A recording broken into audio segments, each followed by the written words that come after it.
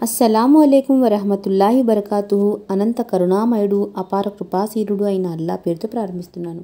ఈరోజు మనం అబ్దుర్రహ్మాన్ బిన్ ఔఫ్ రజియల్లాహు గారి గురించి ఇన్షాల్లా తెలుసుకోవడానికి ప్రయత్నిద్దాం.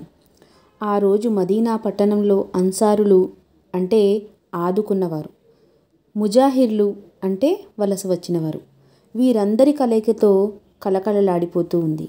వారి మధ్య దైవ ప్రవక్త సల్లల్లాహు అలైహి వసల్లం గారు నిలబడి విశ్వమానవ సౌభ్రాతృత్వాన్ని గురించి బోధిస్తున్నారు. ఆ మహానీయుని నైతిక శిక్షణ వల్ల అనుచరుల్లో ఇదివరకే చాలా వరకు పరస్పర సోదర భావం కూడా ఎక్కువగా పెరిగిపోవడం అనేది జరిగింది. ఇప్పుడు ఈ ప్రత్యేక సమావేశంలో బోధించే ఇస్లాం హితువులతో వారు మరింత ఉత్తేజితులవుతున్నారు. ప్రసంగం ముగిసిన తరువాత కట్టుబట్టలతో మాత్రమే వచ్చిన ముజాహిర్ల వైపు చూపిస్తూ, ఇదిగో వీరు మీ సోదరులు అని అన్సారులు అంటే ఆదుకున్న వారిని గుర్తు చేశారు దైవప్రవక్త సల్లల్లాహు అలైహి వసల్లం గారు. ఆ తర్వాత వరుసగా ఒక్కొక్కరు ముజాహిర్ను, ఒక్కొక్క అన్సారుని పిలిచి, ఈ రోజు నుండి మీరిద్దరూ పరస్పరం అన్నదమ్ములు అని చెప్పడం ప్రారంభించారు. అనుచరులకు దైవప్రవక్త సల్లల్లాహు అలైహి వసల్లం ఆదేశానికి మించిన విషయం మరొకటి ఏదీ లేదు. ఆయన ఆజ్ఞాపిస్తే చాలు తోటి సోదరుని కోసం ప్రాణమైనా సరే అర్పించడానికి సిద్ధం. అందువల్ల అన్సారులు ముస్లింలు పరమ సంతోషంతో తమ ముజాహిర్ సోదరులని గుండెలకు హత్తుకున్నారు.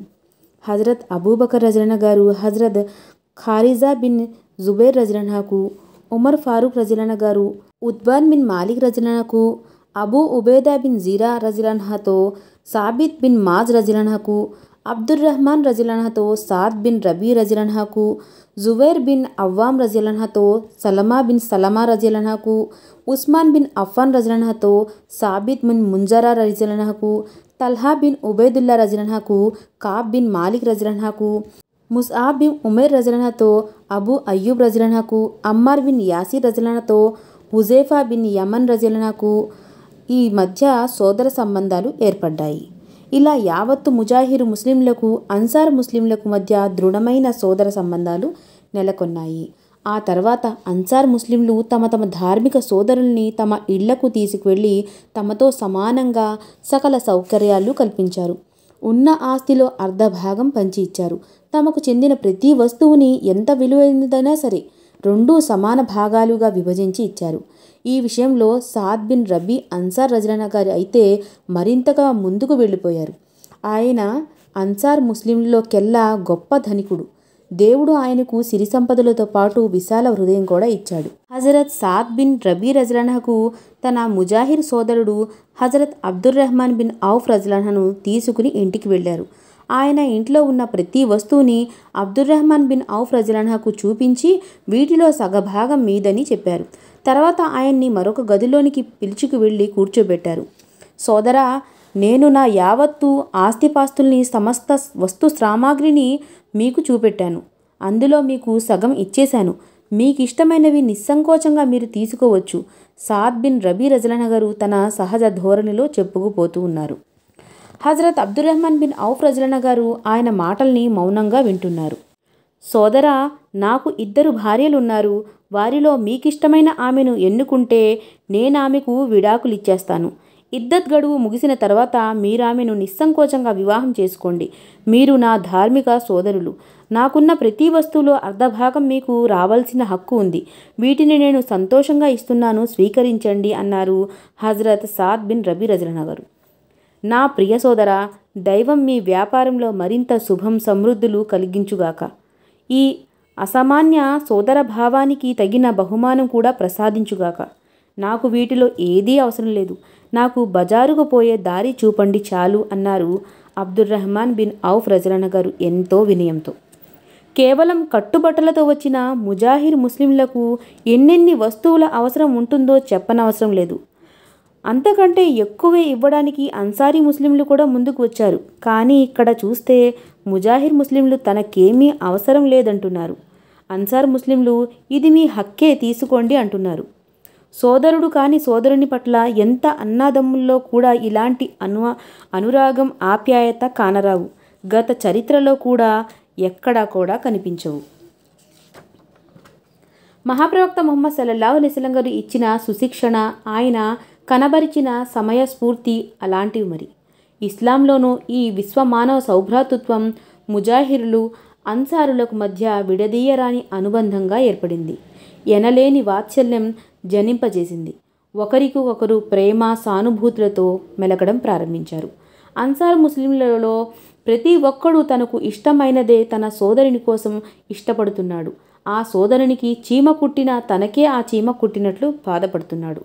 ముజాహిర్ ముస్లింలు స్వతహాగా కష్టజీవులు. వారికి ఇలా రోజుల తరబడి అన్సారీ ముస్లింల ఆస్తులు హరిస్తూ కూర్చోవడం ఇష్టం లేదు. అందుకే కాస్త అవకాశం దొరకగానే కష్టపడి పనిచేసి వాళ్ళు జీవిస్తూ ఉండేవారు. ఈ విధంగా కొంతమంది వ్యాపారం చేపట్టారు. మరి కొంతమంది అన్సారుల పొలాల్లో సేద్యం చేయడానికి, ఇంకొందరు ఇతర కష్టకాయం చేయడానికి పూనుకున్నారు. కష్టే ఫలి అన్నారు.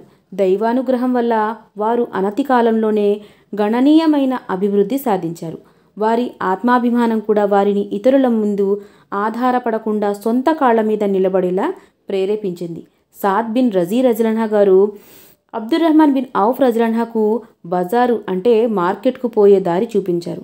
అప్పుడు హజరత్ అబ్దుర్రహ్మాన్ బిన్ ఔఫ్ రజిలన్హా గారు మార్కెట్లోనికి వెళ్ళి వస్తువుల్ని ఓసారి పరిశీలించిన తర్వాత ప్రజలకు కావాల్సిన కొన్ని నిత్యావసర వస్తువుల్ని కొని అమ్మడం ప్రారంభించారు. కొన్నాళ్లలో మహర్కు కావలసినంత పైకం లభించగానే ఆయన వివాహం చేసుకున్నారు. తర్వాత ఆయన ప్రవక్త సల్లల్లాహు అలైహి వసల్లం గారి సన్నిధికి వెళ్ళారు. దైవప్రవక్త సల్లల్లాహు అలైహి వసల్లం గారి ఆయన వంటి మీద పెళ్లి చిహ్నాలు చూసి ఏమిటి విశేషం అని అడిగారు. అంటే ఏమిటి మీరు వేసుకున్న వేషం అని ఆయన ఉద్దేశం అన్నమాట. దానికి అబ్దుర్రహ్మాన్ రజిలన్హా గారు, ఈరోజు నేను పెళ్లి చేసుకున్నాను దైవప్రవక్త అని అన్నారు. శుభం, పెళ్ళైతే చేసుకున్నావు, బాగానే ఉంది. మరి ఒలిమా? ఓ మేకనైనా సరే కోసి ఒలిమా విందు చెయ్యి అని చెప్పారు. దైవం నీ సంపదలో శుభం ప్రసాదించుగాక అని ప్రవక్త సల్లల్లాహు అలైహి వసల్లం గారు చెప్పారు. విందు జరిగిపోయింది. దైవప్రవక్త సల్లల్లాహు అలైహి వసల్లం గారితో పాటు ఆయన అనుచరులు చాలామంది అందులో పాల్గొన్నారు. ఆనాటి నుండి హజరత్ అబ్దుర్రహ్మాన్ వ్యాపారం దేవుని దయ, ఆయన ప్రవక్త సల్లల్లాహు అలైహి వసల్లం గారు ఆశీర్వాదాలతో అతివేగంగా వృద్ధి చెందడం ప్రారంభించింది. ఆయన పట్టిందల్లా బంగారం కావడం మొదలయ్యింది. హజరత్ అబ్దుర్రహ్మాన్ బిన్ ఔఫ్ రజిలన్హా గారు వ్యాపారం మీదే దృష్టి కేంద్రీకరించకుండా బదర్, ఉహద్ యుద్ధాలలో కూడా పాల్గొని తన ప్రతిభా పరాక్రమాలను ప్రదర్శించారు. మహాప్రవక్త ముహమ్మద్ సల్లల్లాహు అలైహి వసల్లం గారు ఒక దండయాత్రకు కావాల్సిన నిధుల కోసం బహిరంగ ప్రకటన చేసినప్పుడు హజరత్ అబ్దుర్రహ్మాన్ బిన్ ఔఫ్ రజిలన్హా గారు ఒక మూట తీసుకుని వచ్చి ప్రవక్త సల్లల్లాహు అలైహి వసల్లం గారు, ఓ ప్రవక్త, నా దగ్గర ప్రస్తుతం 4000 దిర్హములు ఉన్నాయి. వాటిలో 2000 నా కుటుంబం కోసం వదిలి మిగిలిన 2000 దిర్హములు తెచ్చాను, స్వీకరించండి అని అన్నారు. దైవప్రవక్త సల్లల్లాహు అలైహి వసల్లం గారు దాన్ని స్వీకరిస్తూ, నువ్వీ దైవకార్యం కోసం ఇచ్చిన దానిలోనూ నీ భార్యా పిల్లల కోసం వదిలిన దానిలోనూ దేవుడు శుభాభివృద్ధులు ప్రసాదించుగాక అని అన్నారు. మరికొన్నాళ్లకు దైవప్రవక్త సల్లల్లాహు అలైహి వసల్లం గారు తబూక్ దండయాత్రకు కావలసిన ధన కానుకల వస్తు సహాయం కోసం మరో బహిరంగ ప్రకటన చేశారు. అప్పుడు హజరత్ అబ్దుర్రహ్మాన్ బిన్ ఔఫ్ రజిలన్హా గారు 200 ఔఖియాలు అంటే దాదాపు 26 కిలోల బంగారం తెచ్చి ఇచ్చారు. హజరత్ ఉమర్ ఫారూక్ రజిలన్హా గారు ఇది చూసి అబ్దుర్రహ్మాన్ బిన్ ఔఫ్ భార్యా పిల్లల కోసం ఏమీ వదిలిపెట్టకుండా ఇంట్లో ఉన్న ధనమంతా తెచ్చి పెద్ద తప్పు చేశావు అని వ్యాఖ్యానించారు. దైవప్రవక్త సల్లల్లాహు అలైహి వసల్లం గారు దాన్ని స్వీకరిస్తూ, అబ్దుర్రహ్మాన్, నువ్వు భార్యా పిల్లల కోసం ఏమైనా వదిలిపెట్టావా అని అడిగారు. నేను వారి కోసం వదిలిపెట్టింది ఇప్పుడు ఖర్చు చేసిన దానికంటే ఎంతో శ్రేష్టమైనది సమాధానమిచ్చారు అబ్దుర్రహ్మాన్ రజిలన్హా గారు. ఎంత వదిలిపెట్టావు అని అడిగారు దైవప్రవక్త సల్లల్లాహు అలైహి వసల్లం గారు మళ్ళీ. దేవుడు ఆయన ప్రవక్త పుణ్యఫలం కోసం చేసిన సత్య వాగ్దానం అని చెప్పారు అబ్దుర్రహ్మాన్ ఔఫ్ రజిలన్హా గారు. దైవప్రవక్త సల్లల్లాహు అలైహి వసల్లం గారు నిర్యాణం తర్వాత విశ్వాసుల మాతృమూర్తుల వ్యక్తిగత అవసరాల కోసం కావలసిన పైకమంతా హజరత్ అబ్దుర్రహ్మాన్ బిన్ ఔఫ్ రజిలన్హా గారు సమకూర్చేవారు. అంతేకాదు వారు ఎక్కడికైనా ప్రయాణం చేయవలసి వచ్చినప్పుడు ఆయన వారికి అంగరక్షకుడిగా, సేవకుడిగా పనిచేస్తూ వారి వెంటే ప్రయాణం చేసేవారు. ఒక్క మాటలో చెప్పాలంటే విశ్వాసుల మాతృమూర్తుల్ని కంటికి రెప్పలా కాపాడుతూ అనుక్షణం వారికి అవసరమైన సేవలన్నీ అందిస్తూ ఉండేవారు. అబ్దుర్రహ్మాన్ రజిలన్హా గారు వ్యాపారం దినదినాభివృద్ధి చెందుతూ పోయింది. దాంతో ఆయన కోట్లకు పడగలెత్తి ఆనాడు 50 మంది సహాబాలలో పెద్ద ధనికులయ్యారు. ఖలీఫా ఉస్మాన్ గనీ రజిలనా గారు పరిపాలనా కాలంలో ఒకసారి సిరియా నుండి హజరత్ అబ్దుర్రహ్మాన్కు చెందిన 700 ఒంటెల్ని కిటకిటలాడే సరుకులతో మదీనా చేరుకున్నాయి. ఈ వాణిజ్య బిడారం చూడగానే సరుకు కొనడానికి వచ్చిన వందలాది మంది వర్తకులు అరుపులు కేకలతో మదీనా నగరం మార్మోగిపోయింది. ఆ అరుపులు కేకల హంగామాతో విశ్వాసుల మాతృమూర్తి హజరత్ ఆయిషా రజిలనా గారు ఇంట్లో నుండి బయటకు వచ్చి, ఏమిటి అరుపులు కేకలు అని అడిగారు జనంతో.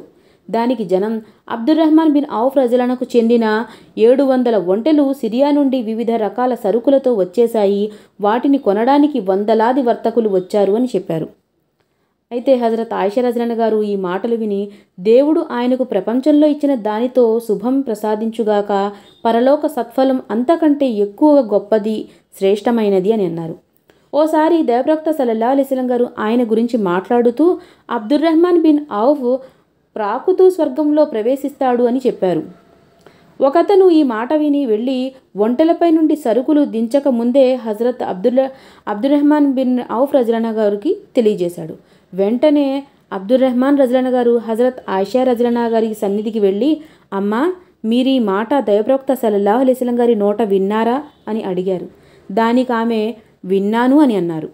హజరత్ అబ్దుర్రహ్మాన్ బిన్ ఔఫ్ రజిలనా గారు ఈ మాట విని పరమ సంతోషంతో పరవశించిపోయారు. ఆ తర్వాత ఆయన హజరత్ ఆయిషా రజిలనా గారితో, అమ్మా, సాధ్యమైతే నేను నిటారుగా నిలబడి స్వర్గంలో ప్రవేశించడానికి ప్రయత్నిస్తాను. నేనిప్పుడు మిమ్మల్ని సాక్షిగా చేసి చెబుతున్నాను, 700 ఒంటెలతో కూడిన ఈ వాణిజ్య బిడారం ఒంటెల జీనులతో సహా వాటిపై ఉన్న మొత్తం సరుకుల్ని నేను దైవ ప్రసన్నత కోసం దానం చేసేస్తున్నాను అని అన్నారు ఆయన. హజరత్ ఆయిషా రజిలనా గారు ఈ మాటలు విన్న తర్వాత తరచుగా దేవుడు ఆయనకు సత్సబీల్ సెలయేరులో సుమధుర మద్యం తాగించుగాక అని ప్రార్థించేవారు. హజరత్ ఆయిషా రజిలనా గారి నోట స్వర్గ శుభవార్త విన్న నాటి నుండి హజరత్ అబ్దుర్రహ్మాన్ రజిలనా గారు వ్యాపారాభివృద్ధి పట్ల, ఆ సంపదలో వీలైనంత ఎక్కువ దైవ మార్గంలో ఖర్చు పెట్టడం పట్ల అసాధారణ శక్తి శ్రద్ధలు కనబరచడం ప్రారంభించారు. బీద సాదాలకు బహిరంగంగాను రహస్యంగాను విచ్చలవిడిగా దానం చేస్తూ ఉండేవారు. సమర యోధులకు వందలాది గుర్రాలు ఒంటెలు సమకూరుస్తూ ఉండేవారు. ఆయన తన జీవిత చరమ ఘడియలు సమీపించినప్పుడు 100 మంది బానిసలను బానిసత్వం నుండి విముక్తి కలిగించారు. బదర్ యుద్ధంలో పాల్గొని అప్పటి వరకు జీవించి ఉన్న 100 మంది సహాబాలకు ఒక్కొక్కరికి 400 దినార్ల చొప్పున తన ఆస్తి నుండి ఇవ్వాలని అబ్దుర్రహ్మాన్ బిన్ ఔఫ్ రజిలనా గారు వీలునామా రాశారు. ఆయన తన వారసుల కోసం కోట్లాది దినార్ల ధనం వదిలి వెళ్లారు. 1000 ఒంటెలు, 100 గుర్రాలు, 3000 మేకలను కూడా వదిలి వెళ్ళారు. వెండి బంగారాలు కిలోలతో కాదు, టన్నుల్లో ఉన్నాయి. వాటిని తన వారసులకు పంపిణీ చేయడానికి వాటిని గొడ్డళ్లతో నరకవలసి వచ్చింది.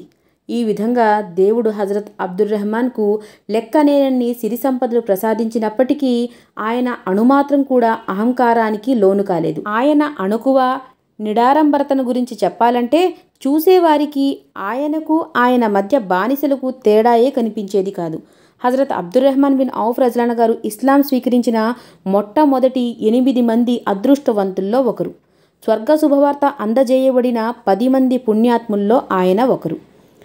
ఉమర్ ఫారూక్ రజిలనా గారు తన రాజకీయ వారసునిగా ఎన్నిక కోసం నియమించిన 6 ఎలక్షన్ కమిషన్ సభ్యుల్లో ఆయన ఒకరు.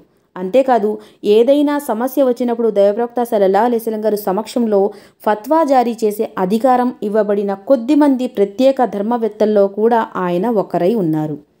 ఇస్లాం స్వీకరించిన తర్వాత హజరత్ అబ్దుర్రహ్మాన్ రజిలనా గారు కూడా అనేక కఠిన పరీక్షలకు ఎదుర్కోవాల్సి వచ్చింది. అయినప్పటికీ దైవధర్మం పట్ల ఆయన విశ్వాసంతో ఏమాత్రం సడలింపు రాలేదు. మక్కాలో అవిశ్వాసుల ఆగడాలు హద్దుమీరినప్పుడు దైవప్రవక్త సల్లల్లాహు అలైహి వసల్లం గారు అనుమతితో ఆయన కూడా అబీసీనియాకు వలస వెళ్లారు. మక్కా తిరిగొచ్చిన తర్వాత మదీనాకు వలస వెళ్లిన మొదటి బృందంలో చేరి మదీనా వెళ్ళిపోయారు. హజరత్ అబ్దుర్రహ్మాన్ రజిలనా ఖలీఫా ఉస్మాన్ రజిలనా గారి పరిపాలనా కాలంలో చనిపోయారు. ఆయన జనాజా నమాజ్ స్వయంగా ఖలీఫా ఉస్మాన్ రజిలనా గారు చేశారు. అయితే అల్లా తాలా మనందరినీ ఇలాంటి గొప్ప గొప్ప వ్యక్తుల జీవిత చరిత్రను తెలుసుకుని వాటిపై ఆచరించే సద్బుద్ధిని ప్రసాదించాలని నేను దువా చేస్తూ ముగిస్తున్నాను. అస్సలాము అలైకుం వరహ్మతుల్లాహి వబరకాతుహు.